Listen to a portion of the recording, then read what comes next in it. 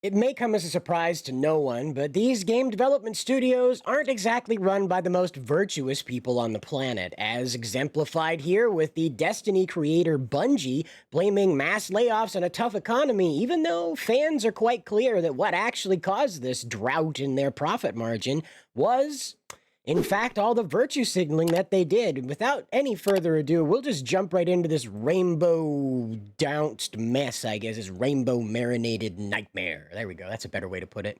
So here we have it. Here's learning the law. By the way, this is a really great account to follow, just like Grum's, delivering a lot of information that's sort of like encapsulating what's going on in the moment. As you can see, we brought it here in the article. Link to the article will be down in the description, by the way. Anyway, what did Learning the Law have to say about this? Well, he's one of the people that points out that Bungie got obsessed with virtue signaling rather than making games. Bungie spent 2 years virtue signaling about everything except video games. During this time, their developers aggressively attacked gamers and became obsessed with pronouns and claims of justice, often targeting white males. 2 years later, the same company fired 200 people. That's right, if you don't know it, that's 200 people, 220 people actually, that have been laid off from Bungie. But get this, the majority of them, they're middle management and upper management as well. It looks like the people who were calling the shots finally did get fired, and it didn't get taken out on all the guys that were actually doing the heavy lifting. How about that? But let's find out just what they're talking about here. As you can see, this is a Bungie post that's regarding Black Lives Matter, and they write, "When words are not enough, only action can bring about change. Taking a stand against systemic racism, injustice, and prejudice is everyone's responsibility, and it begins with education and engagement. Here is a list of suggested organizations that we encourage you to visit and donate to. We at Bungie are making a commitment to stand up on behalf of our Black community, capital B, by the way, including our players, developers, fans, and neighbors." That's right, our good old neighbors. That's the one hard R that they'll use, right? Neighbors. "Racial injustice surrounds us, and we need to help create positive change. Bungie is making financial contributions to these organizations and matching the donations made by any of the people on our team. This will not be our only contribution to the fight for justice in our country and globally." Because that's what a game studio ought to be doing, right? Team America stuff. "We have a platform and we plan to use it." And then all the colors of the rainbow right there. Just what you wanted in the middle of your war simulator, right? In your galactic war simulator, right? Just modern politics, just right there to remind you that, hey, jackass, when the minute you log out of this, you're back in hell again. But enjoy it while you can, weirdo. But it gets worse. It gets worse. The CEO himself came out and decided that this was a good idea to embrace in his own personal Twitter account, okay? His own personal expressions, right? So this goes beyond just the regular, oh, we're a company, we're on your side for the month of June, and then we're going to drain the rainbow out of the logo and go back to normal when it hits July. Nope. This guy decided he was going to jump all in on this. And it says, the communist, this is from Learning the Law again, at Manga Lawyer on X. Bungie CEO, the communist LGBT symbols, the audacity of promoting Be Kind while firing 25% of the workforce, catering to the same type of people who will ultimately eat you alive. This is what happens when you prioritize sending a message over quality. And he's absolutely right, because guess what, guys? Over 20,000 jobs in the video game industry have been lost in the last 18 months. You know how people will tell you, like, oh, I've got an 18-month-old? You know, they won't tell you the kid's over a year old, pretty near 2 years old. They go, oh, it's an 18-month-old. Well, that's how long it's been that 20,000 jobs in the American video game industry have been just gone, just obliterated, okay? This is across Bungie, Bethesda, Ubisoft, PlayStation. Not enough in Ubisoft, really. Like, get those rookie numbers up, all right, Ubisoft? Come on, let's go. Let's do like 99% of the workforce over there, okay? Let's just clean the slate, all right? There's people that's missing from Bungie today. They're looking for work. Why don't you try them? Ubisoft, PlayStation, Activision, Blizzard. Again, guys, why? Why bother? Epic Games, EA.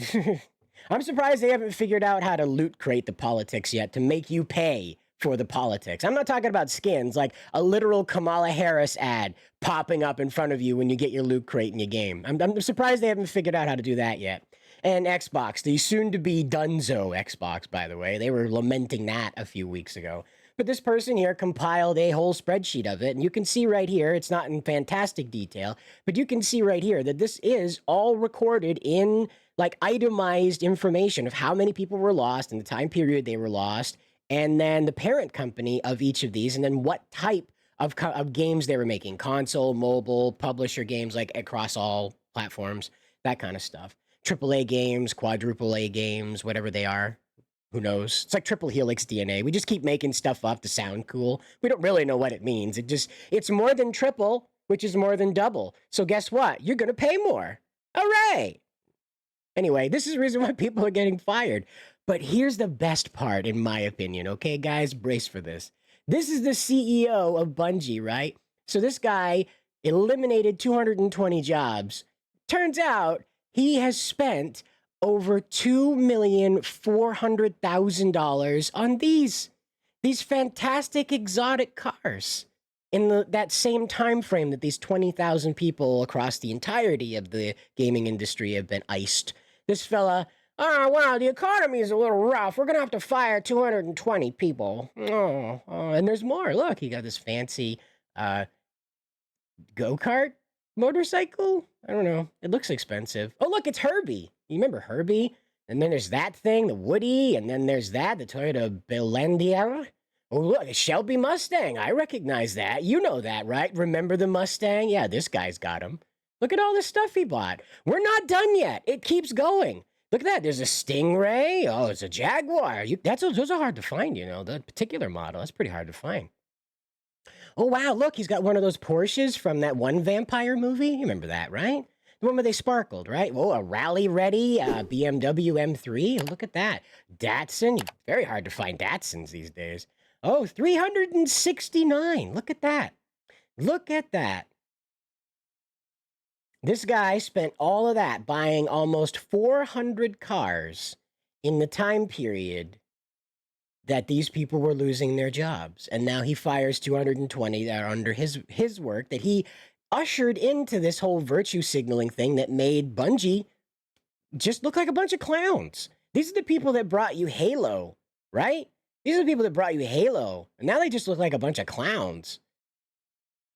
And this is all thanks to that virtue signaling. Got to get those DEI dollars. And this is what you get out of it at the end. But nobody's surprised by this. Don't get me wrong. No one is surprised by any of this. So please, feel free to let me know down in the comments below how you think this is going to go for them. But I think even firing the middle management people and not getting rid of the heavy lifters still isn't going to save them. The guy at the top believes in all of this crazy stuff, this rainbow-clad mafia business. And that's what he's up to. This is clearly a move to protect the agenda, and he's moving out people that could be, you know, possible, like, investment killers, if you will. Well, this person that said this is still presiding over this department, so he just cleared its slate. He got rid of the people who were the department heads, so the departments themselves could keep doing the DEI work. It's not going to stop. This is not a sign of this stuff stopping. He's only clearing the way for anybody to take the blame. Well, we fired all the people that did that. Even though we're going to keep doing it, we fired all the people that we can blame for that. And here we are. We had a joke about this, that they fired 9 out of 10 trans and laid off the 10 trans worker, right? Because they can't, that would be prejudice, right? There's quite a pattern, by the way. If you want to go through and check it out, it's underneath Grum's profile and Manga, at Manga Law. Check out that way, Learning the Law. Check out those guys. They've got the write-up. There was even a person, get this, I'll close the video with this. There's a person who got promoted, then 1 month later got fired. That's how, like, clear these guys were communicating to each other. You got the right hand over here promoting somebody, a left hand over here doing this, and then bye. I'm not laughing because they're suffering. I'm laughing at the comedy of that. Like, you got a promotion, clean out your desk.